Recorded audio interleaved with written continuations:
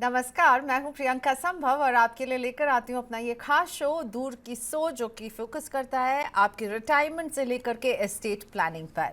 वैसे क्या होता है, जब हम फाइनेंशियल प्लानिंग की बात करते हैं तो हम घर की प्लानिंग करते हैं, बच्चों की पढ़ाई की प्लानिंग करते हैं, शादी की प्लानिंग करते हैं, आप अपनी रिटायरमेंट की प्लानिंग करते हैं। और इन सब प्लानिंग में एक बहुत ज़रूरी प्लानिंग होती है, विल की प्लानिंग।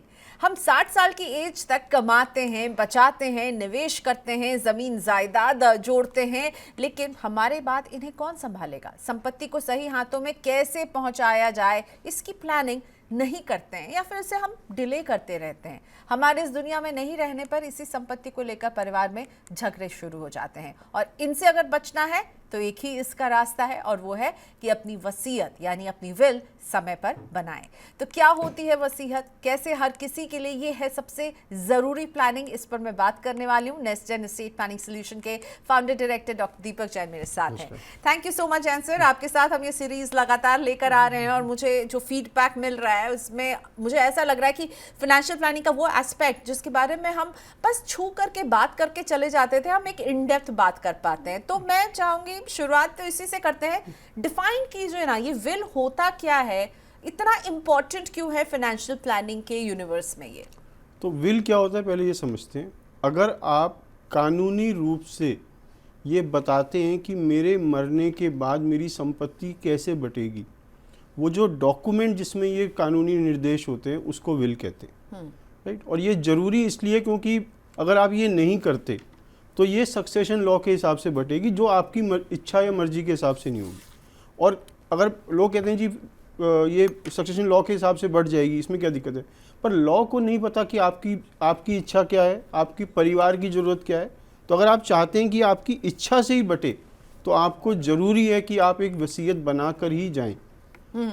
और लेकिन हम देखते हैं कि वसीयत बनाने को लोग टालते रहते हैं।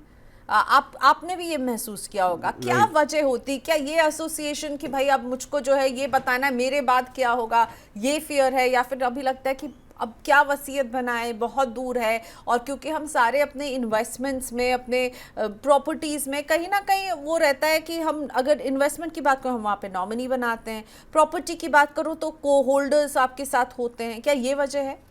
तो इसके कई कारण हैं जो मुझे पता चले। पहला कारण है, बहुत सारे लोग कहते हैं कि मेरे बाद मेरा सब कुछ मेरे स्पाउस का है या मेरे हस्बैंड या वाइफ का है, इसलिए मुझे विल बनाने की ज़रूरत नहीं है, जो कि बिल्कुल गलत है। इंडिया के किसी भी रिलीजन में आपके स्पाउस को आपकी 100% वेल्थ नहीं मिलेगी अगर आपकी डेथ हो जाए विल बनाए बिना, राइट। हिंदूज़ में वो मदर, स्पाउस और बच्चों में बराबर बढ़ जाती है। मुस्लिम्स में एक और तरीका है, तो आपके स्पाउस को नहीं मिलती। पहली बात ये। दूसरी बात है, जैसे आपने कहा, बहुत सारे लोग सोचते हैं कि मैंने नॉमिनेशंस कर रखा है या मैंने जॉइंट अकाउंट खोल रखे हैं, इसलिए भी सारी प्रॉपर्टी मेरे बाद मेरे जिसको मैंने नॉमिनी बनाया उसको चली जाएगी। ये भी बिल्कुल गलत है। हमने पिछले एपिसोड में भी आपको बताया था कि नॉमिनी जो होता है वो ओनर नहीं होता, वो उसका मालिकाना हक नहीं है। उसका हक या उसका अधिकार केवल इतना है कि उसे बांटने का अधिकार है। ऐसे ही जॉइंट प्रॉपर्टी में भी लॉ कहता है कि अगर एक प्रॉपर्टी जॉइंटली ओन करी हुई है तो वो लॉ मानेगा कि ये जितने लोगों के नाम जॉइंट है उनका बराबर का हिस्सा है, राइट। तो इसका मतलब नॉमिनेशन और जॉइंट होल्डिंग से आप विल की ज़रूरत पूरी नहीं कर रहे, राइट। विल को आप ख़त्म नहीं कर पा रहे। आपको नॉमिनेशन या जॉइंट होल्डिंग करनी चाहिए, मैं कहता हूँ बिल्कुल करनी चाहिए, पर इसको फॉलो अप करना चाहिए विल के साथ। नॉमिनेशन और जॉइंट होल्डिंग से आप उसको कंट्रोल देते हो, विल से आप उसको ओनरशिप देते हो पोस्ट डेथ। एक और रीज़न में भी बहुत ज़्यादा आता है लोगों से, वो लोग कहते हैं कि मेरे बच्चे ऐसे हैं कि वो कभी भी मेरी प्रॉपर्टी के लिए नहीं लड़ेंगे, राइट। मैंने उनको इतनी अच्छी शिक्षा दी है, इतने अच्छा संस्कार दिए हैं। तो ऐसे पेरेंट्स से मैं हमेशा एक क्वेश्चन पूछता हूँ। मैं पूछता हूँ, जब आपके बच्चे छोटे थे और आप उनके लिए खिलौने लेके आए, क्या वो उन खिलौनों के लिए लड़े जो आप उनके लिए लेके आए? और जिन बच्चों से आपके जीते जी आपके खिलौने नहीं बांटे गए, क्या आपको लगता है आपकी डेथ के बाद वो आपकी प्रॉपर्टी बांट पाएंगे, राइट? और जबकि वो व्यस्त हो गए और आप नहीं हो, और शायद उनका एक लाइफ पार्टनर उनके साथ है जो इस प्रॉपर्टी में इंटरेस्टेड है। तो हर एक पेरेंट को ये ज़रूरी है, हर एक संपत्ति ओनर को ये ज़रूरी है कि वो अपने जीते जी ये सुनिश्चित करे कि मेरी संपत्ति मेरे बाद मेरे बच्चों की लड़ाई का कारण नहीं होगी। और इसमें एक बहुत बहुत इम्पॉर्टेंट रोल प्ले करती है विल, क्योंकि विल से आप बता के जाते हो अपने बच्चों को कि मेरी इच्छा ये है, मैं इसको ये देना चाहता हूँ। क्योंकि अगर आपकी इच्छा नहीं होती तो लड़ाई होती है, अगर उनको आपकी इच्छा पता होती है तो लड़ाई होने के चांसेस कम होते हैं। एक और रीज़न है जो लोग मुझे कहते हैं विल बनाना बहुत महंगा काम है, बहुत मुश्किल काम है। बिल्कुल गलत है। विल से आसान डॉक्यूमेंट इंडियन लॉ में कोई है ही नहीं। जितनी आसानी से बन सकता है उतनी आसानी से, और लॉ ने किसी डॉक्यूमेंट को परमिट ही नहीं किया इतनी आसानी से बनना। ओके, सो इजी है बनाना, और बनाना क्यों ज़रूरी है, बहुत सारे रीज़न सर ने हमें बता दिए हैं। और कैसे बनता है ये जो प्रोसेस है वो मैं बस आगे बात करने ही वाली हूँ। इससे जुड़ा अगर आपका कोई सवाल हो तो प्लीज़ यूट्यूब लाइव पर आप हमसे पूछ सकते हैं, व्हाट्सएप भी कर सकते हैं आप हमें 9311121874 पर। अगर आप सीधे यूट्यूब पर ये सवाल नहीं पूछना चाहते हैं तो आपके सवालों का तो इंतज़ार है। जब तक मैं पूछती हूँ डॉक्टर जैन से एक सवाल कि कानूनी तौर पर वसीयत कौन बना सकता है, क्या कोई शर्तें हैं, कौन एलिजिबल होता है बनाने के लिए? तो आपको मेजर होना चाहिए, वयस्क होना चाहिए, मतलब आपकी एज 18 साल से ज़्यादा होनी चाहिए, और आप मेंटली साउंड होनी चाहिए। ओके, राइट, ये दो चीज़ें अगर आप पूरी कर रहे हैं और आपके पास कुछ देने को होना चाहिए तो अगर आप ये तीनों चीज़ें वो कर रहे हैं तो आप एक विल बना सकते हैं। Okay, right. तो ये मुझे बताइए कि कितनी संपत्ति आपके पास हो तब आपको जो है विल बनाने का ये डिसीजन लेना चाहिए, क्योंकि ये तो सबसे इम्पोर्टेंट फैक्टर है। कितनी संपत्ति तो क्वेश्चन ही करते। अगर मेरे पे 1 लाख रुपए हैं हाँ। तो मेरे लिए तो वो 1 लाख रुपए आपके 1 करोड़ के बराबर हैं। राइट, तो ये क्वेश्चन गलत है। मेरी जो संपत्ति है, अगर मैं चाहता हूँ कि मेरी इच्छा से जाए और जिसको मैं देना चाहूँ उसी को मिले, उतनी मिले, उसी तरह मिले और उसी समय मिले, तो विल बनाना जरूरी है। ओके, राइट, तो इसमें संपत्ति की वो नहीं है, कितनी संपत्ति है वो नहीं है। इसमें आपकी कंट्रोल अगर आप डेथ के बाद भी रखना चाहते हैं प्रॉपर्टी के ऊपर तो आपको ये बनाना जरूरी है। संपत्ति के अमाउंट से कोई फर्क नहीं पड़ता। और दूसरी बात, ये कोई महंगा डॉक्यूमेंट नहीं है। मैं कहता कि चलो 1 करोड़ रुपए की प्रॉपर्टी हो तो आप विल बनाएं क्योंकि ये बहुत महंगा डॉक्यूमेंट है, ऐसा नहीं है। ओके। ये बहुत ही सस्ता डॉक्यूमेंट तो है। आप इतनी बार बोल चुके कि बनाना आसान है और सस्ता डॉक्यूमेंट है, तो प्रोसेस बताइए कैसे बनता है एक विल? बेगम, मैं आपकी विल अभी यहाँ पर ऐसी बनवा सकता हूँ, मुझे कहना नहीं चाहिए कि बाई चांस अगर आप घर नहीं पहुंचे तो ये विल काम आ जाएगी। आप हमेशा डराते हैं। इतना आसान डॉक्यूमेंट है ये, क्योंकि विल को स्टैम्प पेपर पे बनाना, टाइप करना और रजिस्टर करना कंपलसरी नहीं है। ओके, इसका मतलब ये एक प्लेन पेपर यहाँ पर जो मेरे पास है इस पर बना सकते इस पे बना सकते हैं अभी बैठ के विल, अपनी ओन हैंडराइटिंग। इसको टाइप नहीं होना, मैं बस पेन से लिख दूं? पेन से लिखिए आप। राइट, लिखिए मैं सो एंड सो अपनी मर्जी से बिना किसी दबाव के इस व्यक्ति को अपनी सारी संपत्ति देती हूँ अगर मेरा देहांत हो जाए।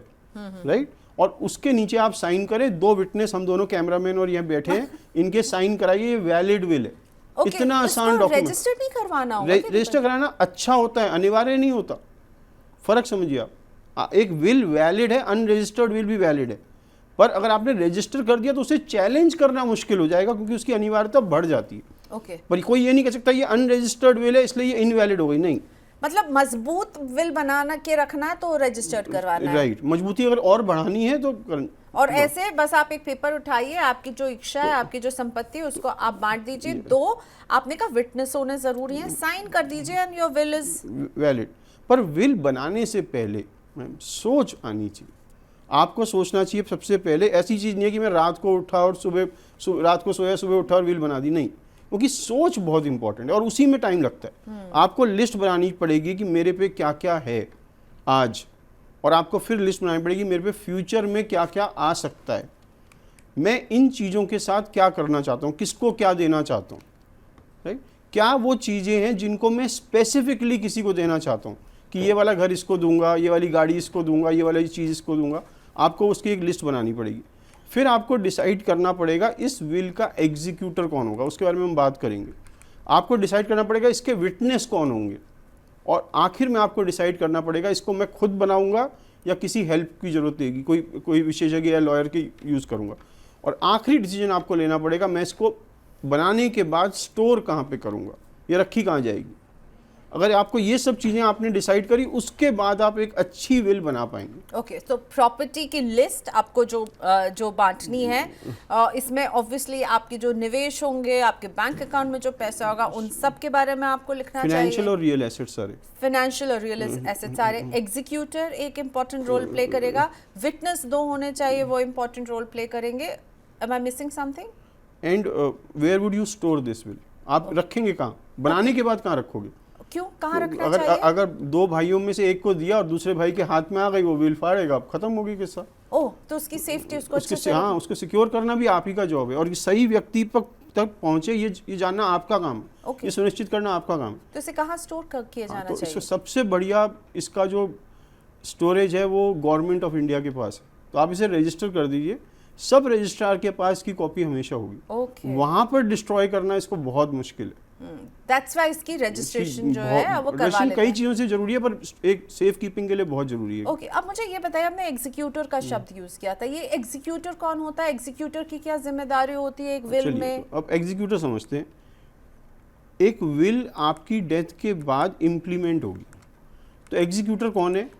आपका मरणोपरांत एजेंट, जिस पे लीगल पावर है आपकी विल को इम्प्लीमेंट करने की, उसको एग्जीक्यूटर कहते हैं। बिना एग्जीक्यूटर के विल इम्प्लीमेंट नहीं हो सकती।